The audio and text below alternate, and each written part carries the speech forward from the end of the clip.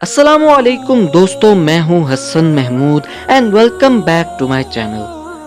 دوستو، جیسا کہ آپ سب جانتے ہیں کہ غزوہ بدر اسلام کی تاریخ کی پہلی عظیم جنگ تھی اور اللہ کی مدد کے ساتھ مسلمانوں نے کفار کو شکست دے کر ایک عظیم فتح حاصل کی۔ تو دوستو، جب مسلمانوں کو فتح ہوئی تو کفار کے بہت سے قیدی مسلمانوں کے ہاتھ آئے۔ ان قیدیوں میں عرب کا ایک نامور شاعر ابو عزا بھی شامل تھا۔ اس نے آپ علیہ السلام کے حضور اپنی غربت، بے کسی اور معاشی حالات کا واویلا کرنا شروع کر دیا اور کہنے لگا، میرے 5 بچے ہیں اور میں اکیلا ان کا کفیل ہوں، آپ مجھ پر احسان فرمائیں اور مجھے معاف کر کے آزاد کر دیں۔ بدلے میں آپ سے وعدہ کرتا ہوں کہ آئندہ کبھی کسی معرکے میں مسلمانوں کے خلاف لڑنے نہیں آؤں گا، آپ بس مجھے اس بار بخش دیں۔ حضور علیہ السلام نے اس کی بے کسی کو دیکھتے ہوئے اور اس کی زبان اور عہد پر یقین کرتے ہوئے اس پر احسان فرمایا اور اسے آزاد کر دیا۔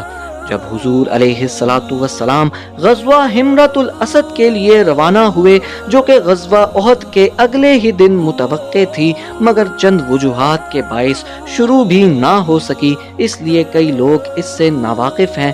جب حضور علیہ السلام نے مسلمانوں کے ہمراہ پڑاؤ ڈالا تو مسلمانوں نے 2 مخالفین کو پکڑ کر آپ علیہ السلام کی خدمت میں پیش کر دیا۔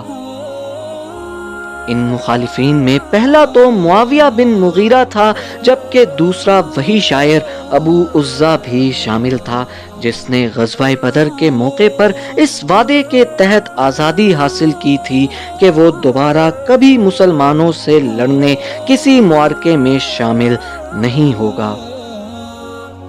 چونکہ اس نے عہد شکنی کی تھی، اس لیے حضور علیہ السلام نے اس کے بارے میں فیصلہ کرتے ہوئے صحابہ کرام کو حکم دیا کہ اس کو قتل کر دیا جائے۔ اس نے دوبارہ سابقہ واقعے کی طرح اپنی بے بسی کا رونا شروع کر دیا اور ایک بار پھر آزادی کا واویلا مچانا شروع کر دیا۔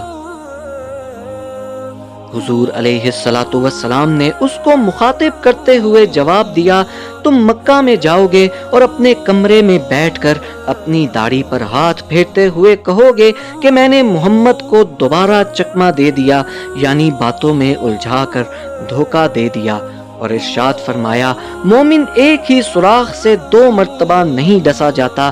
اس کے بعد آپ علیہ السلام کے حکم پر حضرت عاصم رضی اللہ تعالی عنہ نے اس عہد شکن کو واصل جہنم کر دیا۔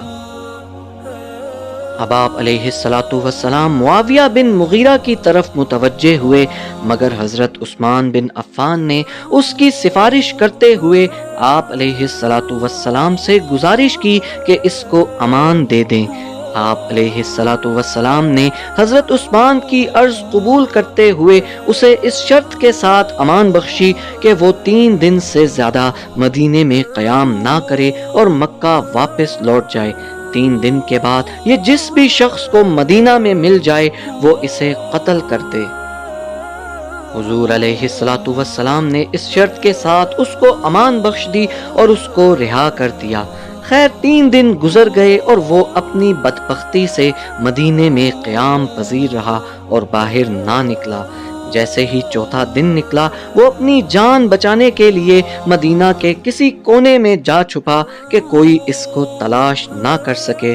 حضور علیہ السلام نے حضرت عمار بن حارث کو اس کی تلاش کا حکم دیا اور انہوں نے اس کو تلاش کر کے معاہدے کے مطابق اس کا کام تمام کر دیا۔ تو دوستو، کسی عہد شکن اور جھوٹے شخص کی باتوں میں بار بار آ جانا سادگی نہیں، بلکہ اس سے محتاط رہنا سمجھداری ہے۔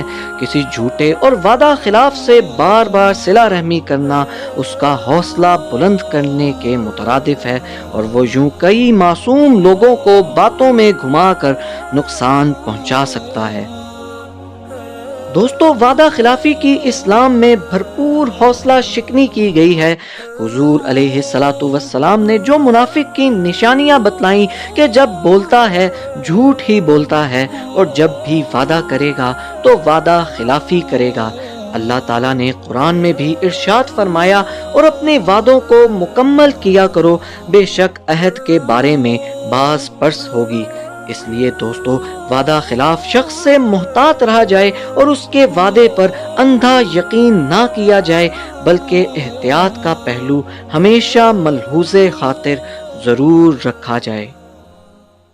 تو دوستو اگر آپ کو ہماری یہ ویڈیو پسند آئی ہے تو ہماری ویڈیو کو لائک کر دیں اور کومنٹس میں اپنی رائے کا اظہار کریں، اور مزید انٹرسٹنگ اور انفارمیٹیو ویڈیوز کے لیے ہمارے چینل کو سبسکرائب کر دیں۔